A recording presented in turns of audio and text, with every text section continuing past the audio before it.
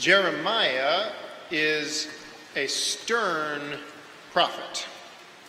There are no easy answers, no quick fixes on offer, not from Jeremiah. The heart of Jeremiah's prophecy is that the nation is going to collapse, and there's nothing that anybody can do about it because God is the one who will be responsible when the nation does collapse. In Jeremiah's time, a new king had just come to the throne. And this new king was disastrous. Stoking wars with enemies abroad, hostile to the needs of the nation's neediest within. This new king did not like criticism and so surrounded himself only with those prophets, only those advisors who would say, "It shall be well with you. No calamity shall come. Look around. Peace, peace." When there was no peace. Far sooner than anyone expected, the nation was going to collapse. The institutions of the nation, the temple and the palace, the priesthood, these institutions were going to collapse.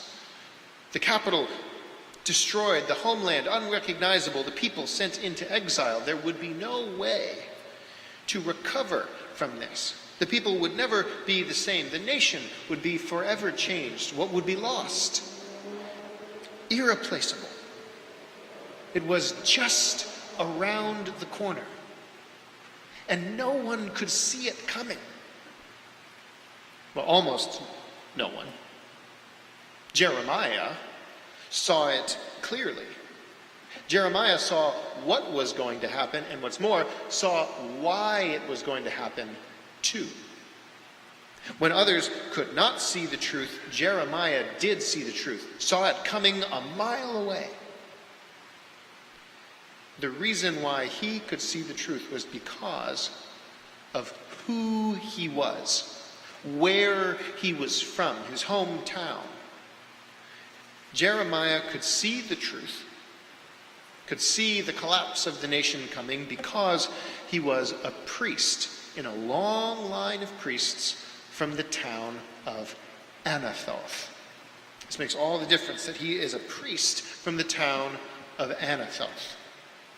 Now, 340 years earlier, more than 300 years even before Jeremiah was born, King David was on the throne. King David had built the nation up into glorious standing. But now he was old and sick and dying, and everyone knew it. Everyone knew that a change was coming, and a power struggle erupted among his sons for who would succeed King David on the throne. And the nation divided itself up into two camps. Some of the generals from the army went to this camp. Some of the generals from the army went to that camp. Some of the priests went to this camp. Some of the priests went to that camp. The nation was divided in two between who among these sons of David's would succeed on the throne. Where would the nation go? The nation was divided into two camps. One side would be the winner. One side would be the loser.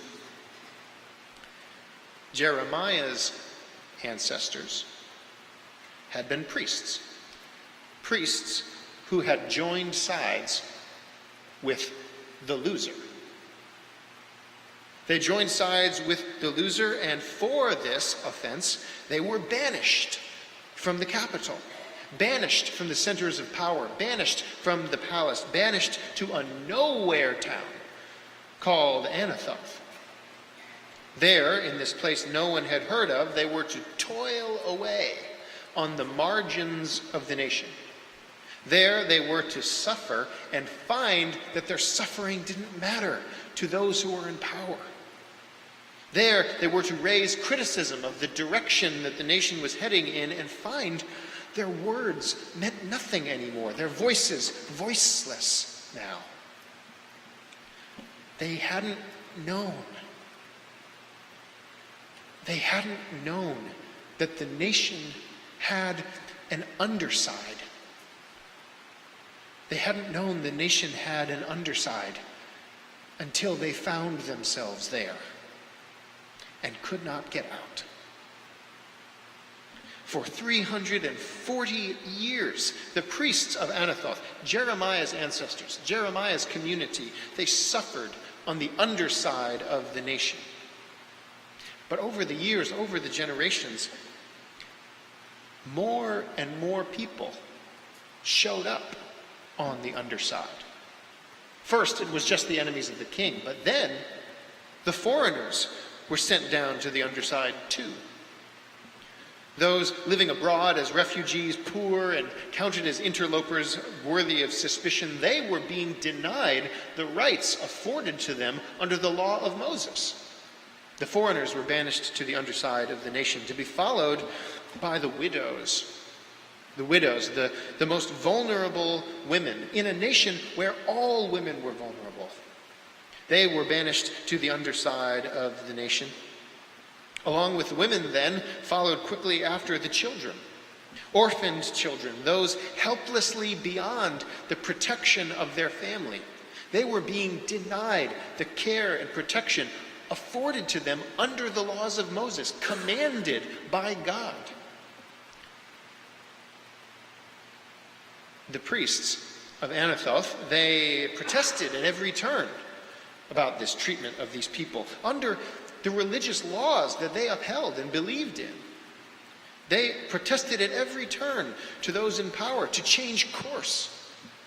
But their voices hadn't mattered in a long time. At any rate, that is the reason why Jeremiah could see that the nation was heading towards collapse. Because the difficulties of the nation that were new to many were nothing new to Jeremiah. His community had suffered the worst that the nation had to offer. For 340 years had suffered on the underside of the nation. By the time Jeremiah was born, by the time Jeremiah was a priest of Anathoth, the underside of the nation was getting pretty crowded. Jeremiah is a stern prophet. There are no easy answers, no quick fixes on offer, not from Jeremiah. The heart of Jeremiah's prophecy is that the nation is going to collapse, and there's nothing anybody can do about it because it is the hand of God that will see to it that the nation does collapse. Because God had warned the nation from Sinai and the law of Moses through prophets and priests, even carved in stone for any in the world to see. God had explained how it worked if you were in charge of a nation. If a nation oppresses the foreigners in its midst and pushes women past the limits of all endurance and ignores the cries of innocent children who are suffering, if a nation forgets what it means to be human, then the hand of God will tear that nation down. God will tear the nation down because it does not deserve to stand. This is the warning God gives to Israel, to Judah. No nation ought think they rise so high in God's affections that they can ignore this law of history. This is the warning given to Israel, even. This is a moral law of history enforced by the mighty providence of God, as invisible as it is irresistible.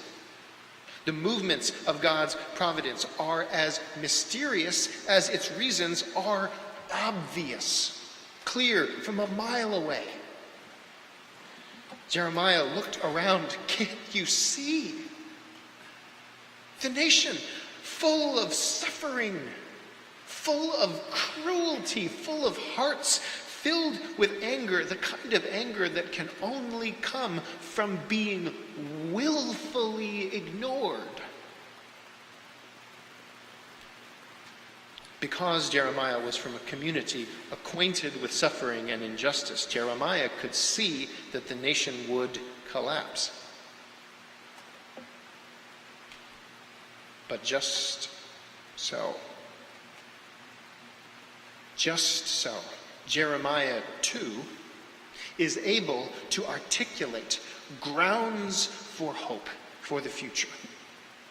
Grounds for hope that can withstand the withering light of the reality of the nation. Grounds for hope that do not rest upon ignorance of the past or denial of the present. Hope that can withstand reality.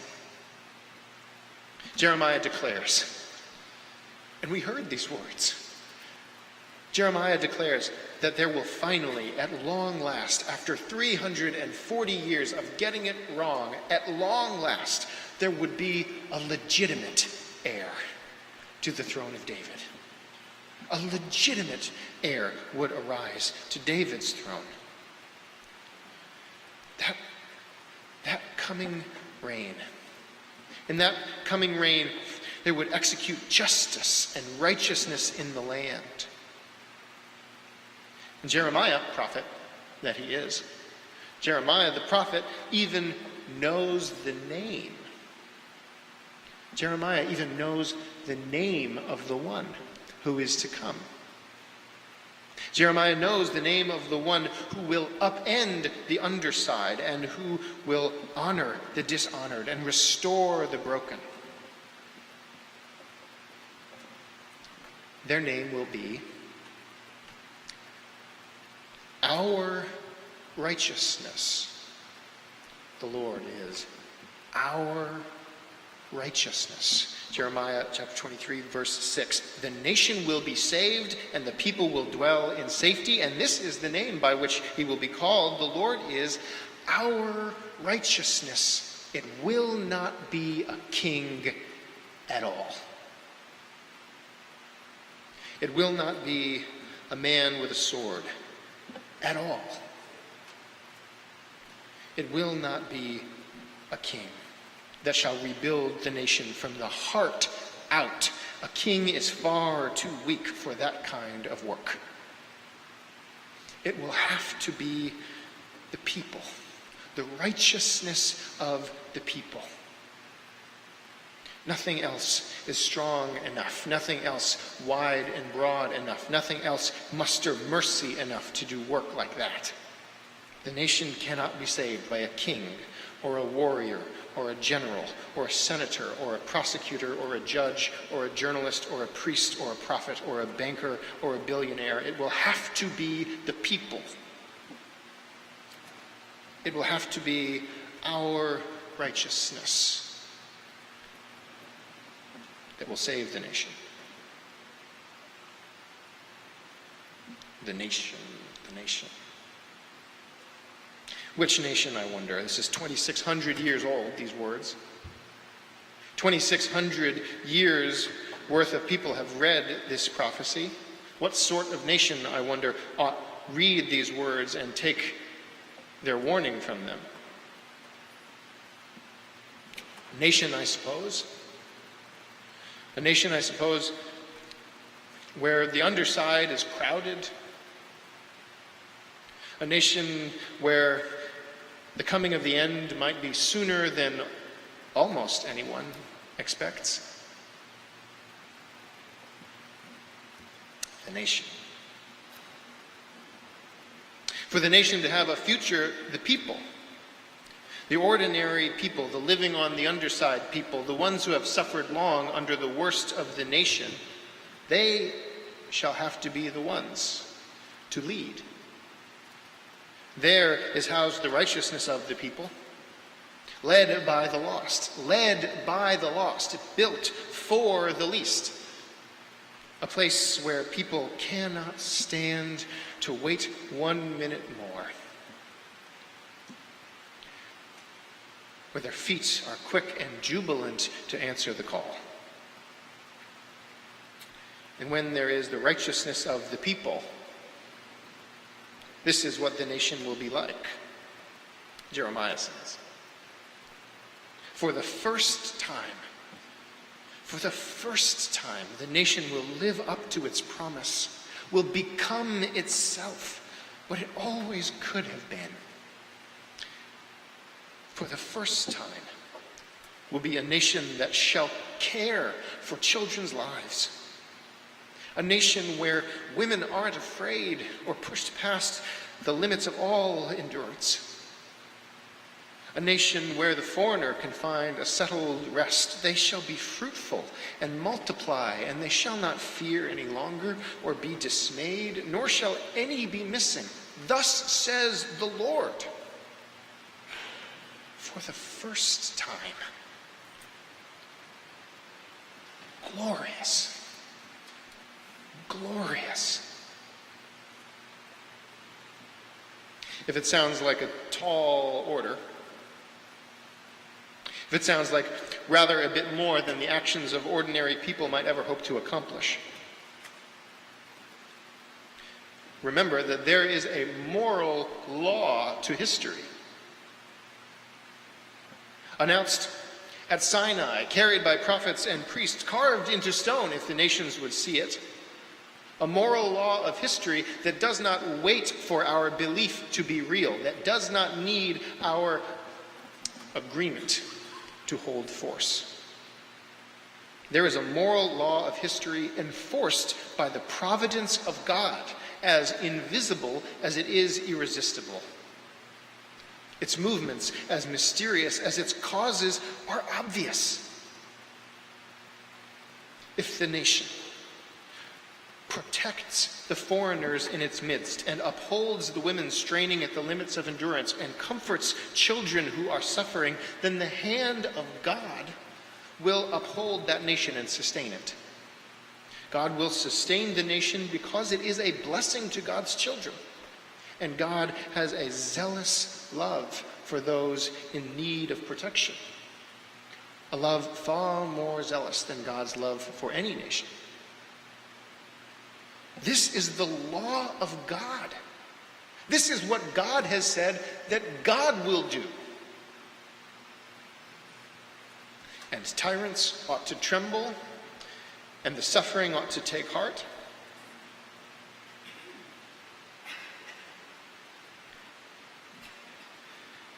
What has been lost? It is irreplaceable.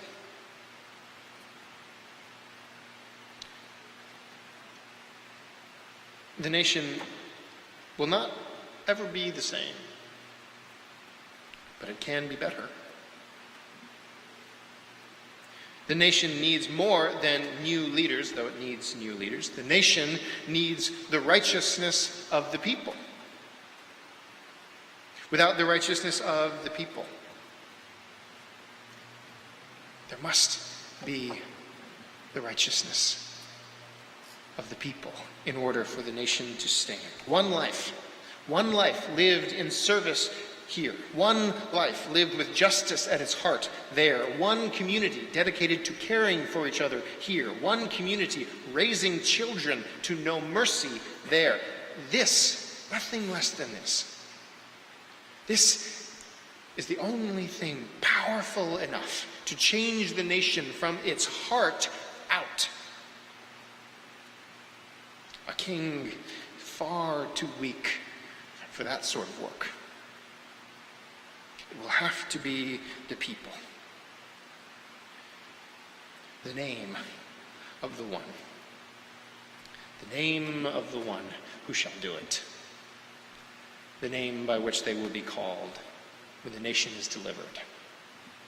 Their name shall be called Our Righteousness. May God strengthen us.